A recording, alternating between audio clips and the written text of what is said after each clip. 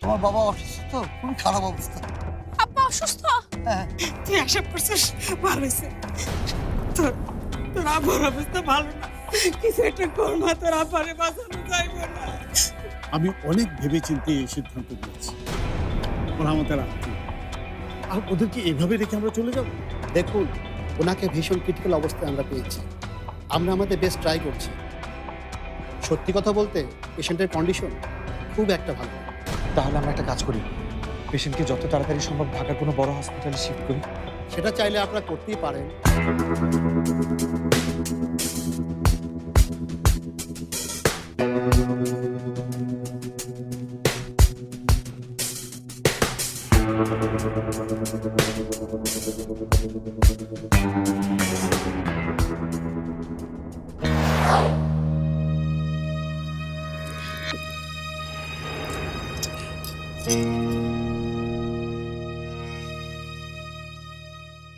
ভোর হয়ে গেল দেখছি, আব্বার কি অবস্থা একটু জেনে আসি।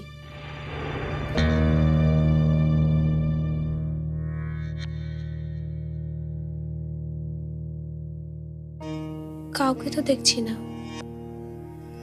কোনো ডাক্তার বা নার্স। থাক, আমি গিয়ে বরং আব্বাকে একটু দেখে আসি।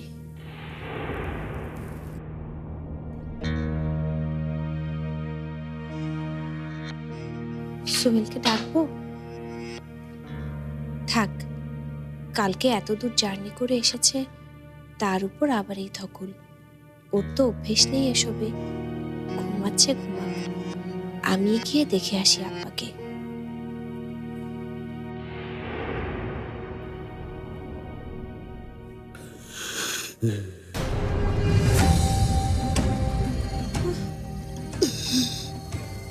আব্বা, আব্বা, আব্বা, আব্বা, কি হয়েছে তোমার? আব্বা, সোহেল, সোহেল, সোহেল, কোথায় আছো তুমি? আসো না সোহেল, দেখো না আব্বা যেন কেমন করছে। আব্বা, আব্বা, আব্বা, আব্বা, আব্বা, কি হয়েছে তোমার? আব্বা, বাবা কি হয়েছে? বাবা কি হয়েছে? আব্বা, পালকি, পালকি তুমি বাবার কাছে থাকো, আমি ডাক্তার ডেকে আছি। হ্যাঁ ডাক্তার। সাবা, তুমি এখানে কি করছো? লুক সোহেল, আমি এখানে কেন এসেছি, কি জন্য এসেছি সেটা তোমার পরে জানলেও চলবে। এখন আঙ্কেলের জীবন বাঁচানোটা ইম্পর্টেন্ট। সো তুমি প্লিজ যাও, ডক্টরকে নিয়ে আসো। যাও প্লিজ, প্লিজ যাও।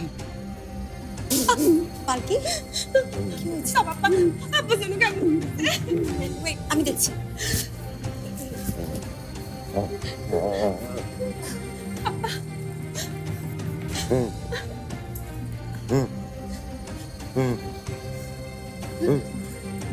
ডাক্তার আসুন, ডাক্তার আসুন, এইদিকে আসুন। এই যে পেশেন্ট। পালকি, কি অবস্থা বাবা?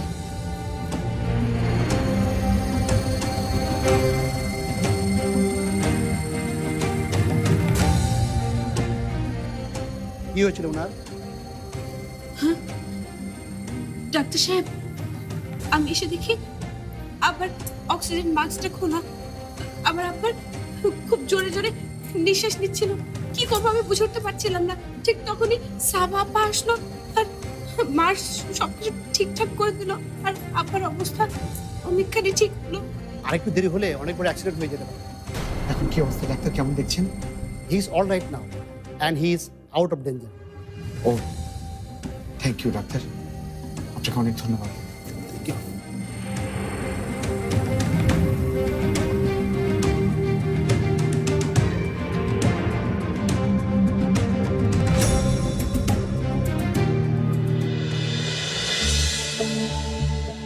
কত বেলা হয়ে গেছে, মানুষের কোনো খোঁজ খবর এখনো পাইলাম না। হাই হাই, আল্লাহ জানে কেমন আছে। খারাপ কিছু হয়ে যায় নাই তো? ফুলকি, ও ফুলকি,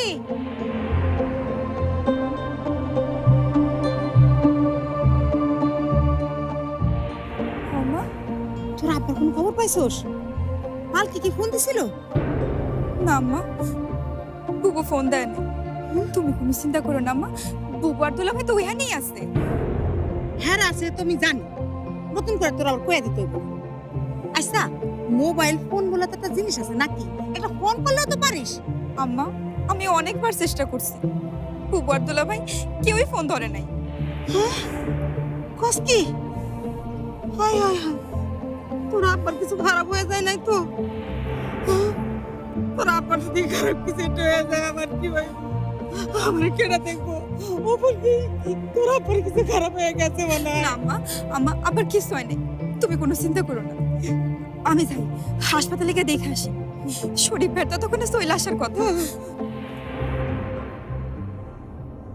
কাউকে কোথাও যেতে হবে না ফুলকি।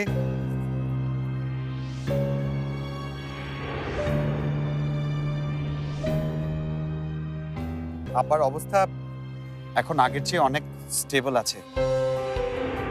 কিন্তু সাবাকে কোথায় পেলি তোরা?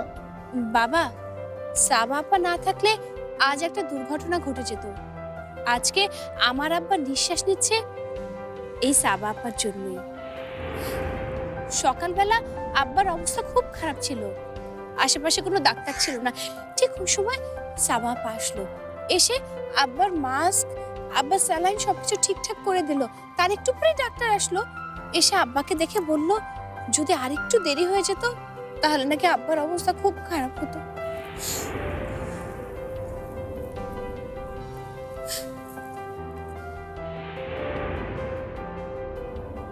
সাবাপা, দিনের পর দিন আমি না জানি তোমাকে কত কি বলেছি, পথে চলতে কত কষ্টই না দিয়েছি।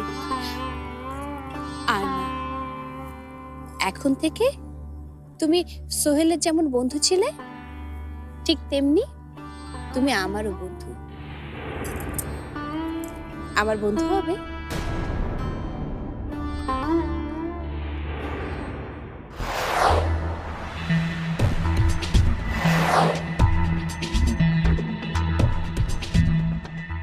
বন্ধু, ওয়াই নট?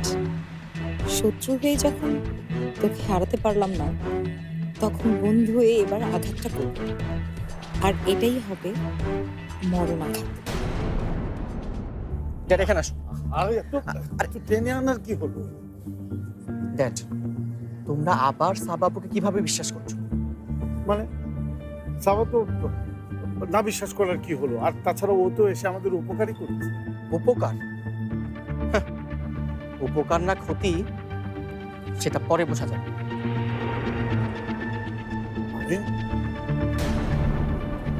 মানে সাবাপু নিশ্চয়ই কোনো প্ল্যান নিয়ে এসেছে। আর তাছাড়া আমরা যে গ্রামের বাড়িতে এসেছি সেটা সাবাপু কিভাবে জানবে? এত দ্রুত তাকে খবরটা কে দিল? নিশ্চয়ই আমাদের বাড়ির কেউ। আচ্ছা, খবরটা বেগম খালা দেয়নি তো? বেগম দিতে পারে, আর তাছাড়া এমনও তো হতে পারে সোহেলই দিয়েছে, কারণ সোহেল আর সাবার তো অফিসে কত কথাই হয়। সরি, আমার মনে হয় এটা নিয়ে এত ভাবাভাবির কিছু নেই বলে তো উড়িয়ে দেওয়া যাবে না ম্যাট। নিশ্চয়ই একটা খটকা আছে। খটকা? খটকা কি? বাগান বাড়িতে গিয়ে সাবাপু যা যা করল, তারপরও তাকে বিশ্বাস করাটা মানে নিজেকে বোকা বানানো। ইনফ্যাক্ট শুধু বাগান বাড়ি কেন, ড্যাড তুমি একটু মনে করে দেখো, এর আগে সাবাপু যা যা করেছে তার পেছনে কোনো না কোনো প্ল্যান ছিল। আর আমার ভয়টা সেখানে, সাবাপু কি প্ল্যান নিয়ে এখানে এসেছে।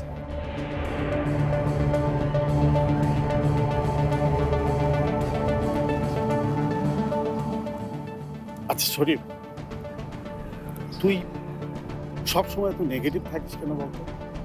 মানুষ তো বদলায় নাকি? সাবা বদলেছে, আর সাবা অতীতে যা যা করেছে সেটা তো অতীত। অতীত ভুলতে বলছো ড্যাড? আমি অতীত ভুলতে বলছি না, আমি বলছি বর্তমানের দিকে তাকা। সাবা যে আজ বেয়ের জীবনটা বাঁচিয়েছে তাতে কি মনে হয় না যে সাবার ভিতরে মনুষ্যত্ব আছে? আর ও যদি ভালো কিছু করে উই শুড অ্যাপ্রিসিয়েট। তাহলে ওকে শুধু শুধু ভুল বুঝবো কেন?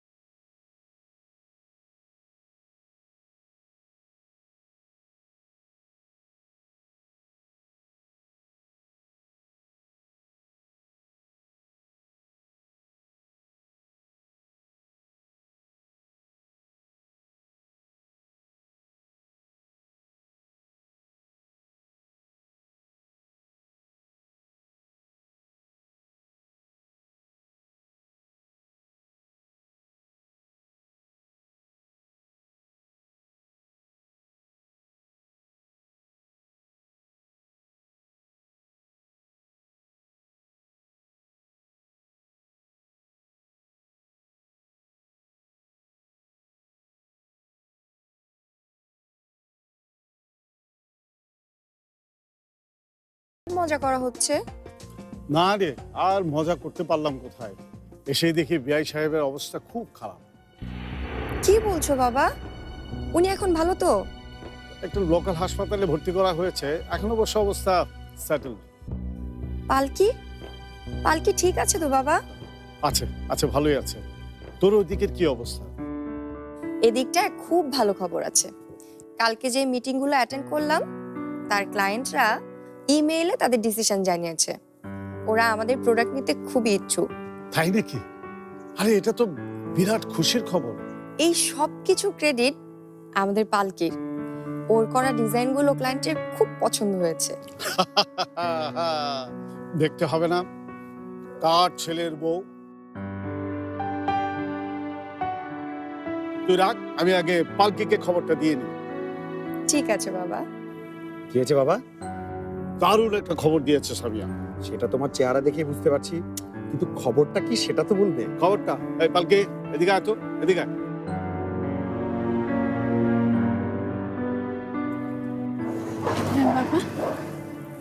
এই যে পালকি, পালকি আমাদের পরিবারের জন্য একটা আশীর্বাদ হয়ে এসেছে। গতকাল সামিয়া ওই পালকির দুইটা ডিজাইন নিয়ে বায়ারের সাথে মিটিং করেছে, দুইটাই অ্যাপ্রুভ করেছে। সিরিয়াসলি? সত্যি বলছো বাবা? হ্যাঁ, এক্স্যাক্টলি তাই। নিয়ার অ্যাবাউট 50 কোটি টাকার কাজ পেতে যাচ্ছি। পালকি, কংগ্রেচুলেশন পালকি। আরে আরে, আমার বোকা মেয়ে কাঁদছে কেন? কাঁদিস না, কাঁদিস না। আমি বলে রাখছি, একদিন তুই ওই একেবারে আকাশ ছুঁবি। আমি আশীর্বাদ করে মাথাতে। পালকি, এখানে এসো তো। না, আসো।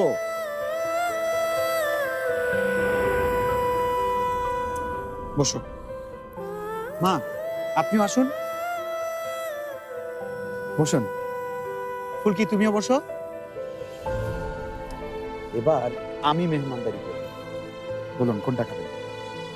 আচ্ছা ঠিক আছে বাবা। পালকি, কোনটা খাবে? আরে নাও।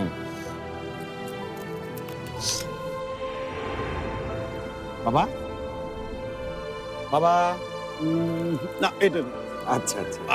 মা, তুমি কোনটা নেবে? তোরা খা, আমি একটু আসছি।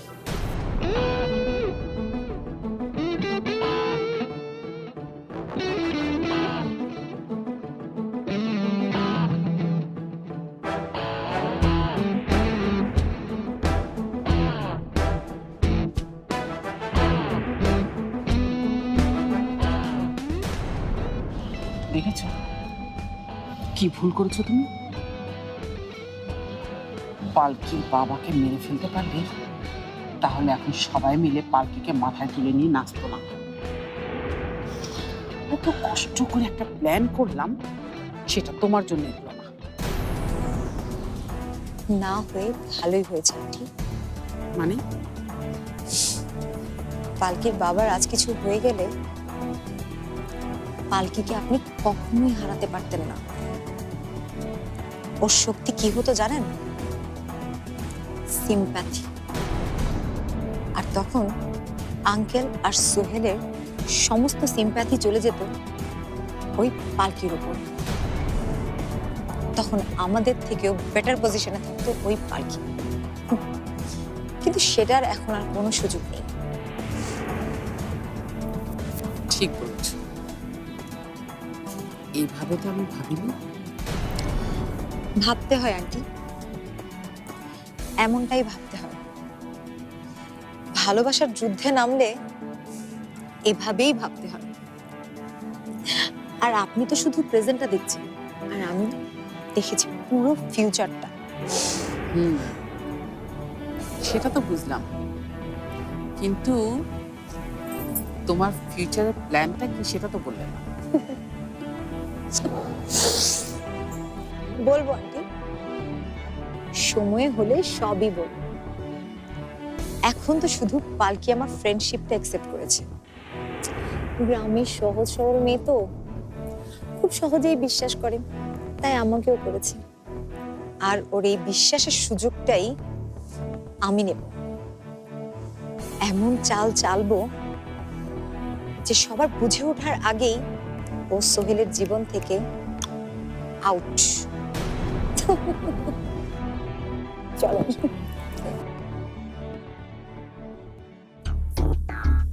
খোকা ঘুমালো, পাড়া জুড়ালো, বর্গি এলো দেশে, বুলবুলিতে ধান খেয়েছে, খাজনা দিব কেসে। তুমি সবার কাছে খুব প্রিয়, তাই না?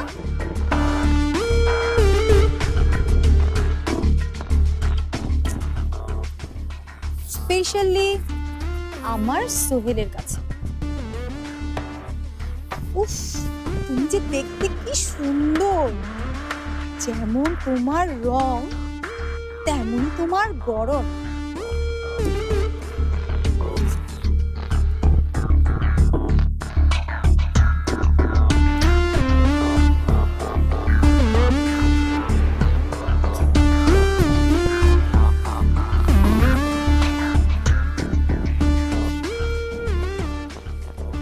কিন্তু আমার খুব আফসোস হচ্ছে। কেন জানো? তোমার এই সৌন্দর্য আর থাকছে না।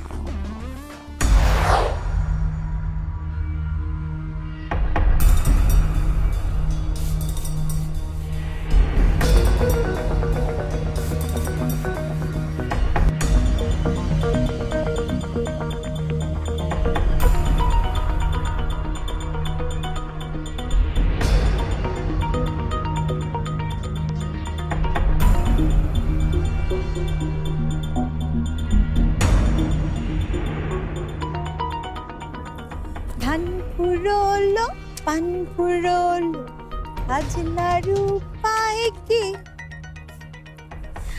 আর কটা দিন সবুর করো, রসুন বুনেছি।